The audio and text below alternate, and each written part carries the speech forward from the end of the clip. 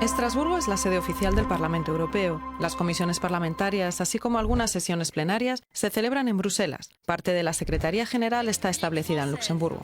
Gracias al Tratado de Lisboa, el Parlamento Europeo tiene más competencias que nunca. Los diputados votaron en el último año centenares de veces sobre cuestiones legislativas que nos afectan a todos, en tanto que ciudadanos, trabajadores y consumidores. También los derechos de los ciudadanos europeos se consolidan tras la entrada en vigor del Tratado de Lisboa. Así, la Carta de Derechos Fundamentales es vinculante para todas las instituciones de la Unión y les obliga a respetar los derechos civiles, políticos, económicos y sociales de los ciudadanos en toda legislación o acción emprendidas. Las últimas elecciones europeas se celebraron en junio de 2009. El Parlamento está integrado por 736 diputados que representan cerca de un centenar de partidos políticos nacionales. Los diputados se organizan en torno a 7 grupos políticos. El Tratado de Lisboa refuerza el papel del Parlamento como legislador, ampliando a 50 nuevos ámbitos la aplicación del procedimiento de codecisión, que sitúa al Parlamento en pie de igualdad con el Consejo de Ministros. Entre dichos ámbitos figuran especialmente la agricultura, la seguridad energética, la inmigración, la justicia y los asuntos de interior, la salud y los fondos estructurales. A partir de ahora, el Parlamento Europeo aprobará al presidente de la Comisión Europea y se necesitará su autorización para nombrar al alto representante de la Unión para la política exterior. El Parlamento también decide con el Consejo el conjunto del presupuesto europeo. El Parlamento Europeo es elegido por sufragio universal desde 1979 y está en su 7ª legislatura. Jerzy Buzek, actualmente presidente del Parlamento Europeo, fue elegido en junio de 2009. Es de nacionalidad polaca y pertenece al grupo del Partido Popular Europeo. El presidente dirige todas las actividades del Parlamento y de sus órganos, preside las sesiones plenarias y representa al Parlamento en todas las relaciones exteriores. El Parlamento Europeo acoge frecuentemente a presidentes, primeros ministros y otros visitantes de alto nivel procedentes de numerosos países. Las relaciones internacionales tienen una importancia capital para el Parlamento. Por eso, la institución se vuelca para que la Unión Europea desempeñe un papel cada vez más importante en el mundo. Los diputados ocupan sus escaños en grupos constituidos en función de sus afinidades políticas, grupos que trabajan como verdaderos partidos políticos a escala europea, forman alianzas y negocian compromisos.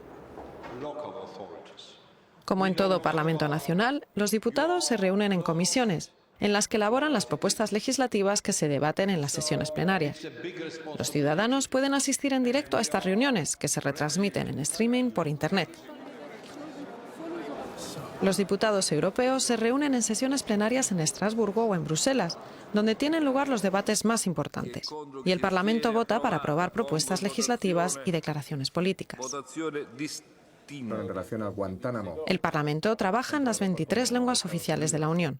El derecho a expresarse, hablar y leer en la propia lengua constituye un elemento esencial de la legitimidad democrática del Parlamento. Además, en una Unión Europea ampliada es esencial que se respeten las lenguas, ya que constituyen el símbolo de la igualdad entre los Estados miembros. Una buena parte de nuestras leyes nacionales se elaboran y votan a escala europea. La gran mayoría de las decisiones del Parlamento Europeo atañe directamente a nuestra vida cotidiana, como por ejemplo la cuestión de las tarifas de telefonía móvil en el extranjero. Gracias a las decisiones del Parlamento Europeo se han podido reducir las facturas de más de 140 millones de europeos cuando viajan a otros países de la Unión. Preocupado por garantizar los derechos de los ciudadanos, el Parlamento Europeo también ha hecho oír su voz en el marco de las relaciones con los Estados Unidos, por ejemplo, rechazando en un primer momento el acuerdo sobre la transferencia de datos bancarios por la red SWIFT y los datos de los pasajeros aéreos.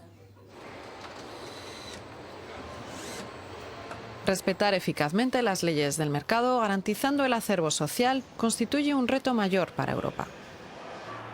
Por eso, lograr este equilibrio ha sido la principal preocupación del Parlamento al aprobar la Directiva de Servicios, que permitirá a los proveedores de servicios ejercer su profesión por toda Europa. Las preocupaciones de los diputados no acaban en las fronteras de la Unión. Las misiones de observación de elecciones o el Premio Sájarov a la libertad de pensamiento son ejemplos que ilustran el compromiso del Parlamento en favor de la defensa de los derechos humanos y de la promoción de los valores democráticos en el mundo.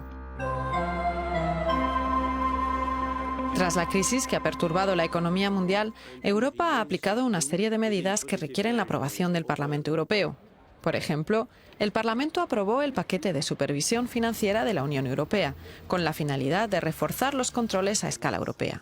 Entre otras cosas, prevé la supervisión directa de las instituciones financieras que plantean importantes riesgos sistémicos. Asimismo, el Parlamento se pronunció sobre la gestión de fondos de inversión alternativos y pidió nuevas normas de transparencia y la reducción de los riesgos que pudiesen poner en peligro la economía real de la Unión Europea.